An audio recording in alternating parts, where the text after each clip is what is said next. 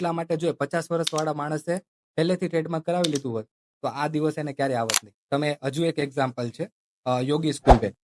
આપણા વરાછામાં તમે જોયું છે બહુ બધા ઘણા બધા બોર્ડ છે. એ કાકા ઓરિજિનલ 2000 અરાઉન્ડનું એ લોકોને ચાલુ કરેલું છે. કારણ કે એ લોકોનો પાર્ટનરનું ને એ બધાના મતલબ ક્રાઇસિસ હતા.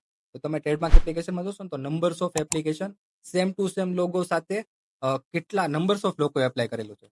જ્યારે એ કાકા મારી સામે તો લિટરલી મારી આંખમાંથી આંસુ થઈ આવી ગયા કે ભાઈ આટલા લેવલે કોઈ માણસે આ લેવલની બ્રાન્ડ બનાવેલી છે અને હવે અત્યારે એ લોકોને મતલબ ભીખ માંગવી પડે કે ભાઈ હવે મારું શું નથી. એ લોકો પાસે પ્રોપર કઈ રિસોર્સિસ કે એ લોકો નથી કોઈ ફાઇનાન્શિયલ કન્ડિશન સારી તો કયા હિસાબથી પ્રોટેક્ટ કરવી. હમણાં રિસેન્ટલી જે લોકોનું અમે રજીસ્ટર્ડ કરાવ્યું છે અને ઇવન પેપરમાં નોટિસ પણ ઇસ્યુ કરાવી કે ભાઈ આ નામનું કોઈ લાગતા વળગતા લોકો હોય એના પર અમે લીગલ એક્શન લેવા જઈ રહ્યા છે. પણ આમાં જનરલી કેવું હોય છે કે જે લોકલ બ્રાન્ડ બની જાય છે મતલબ ગલી ગલીમાં બની જાય છે તો કેટલા લોકોનો તમે બંધ કરાવી શકો.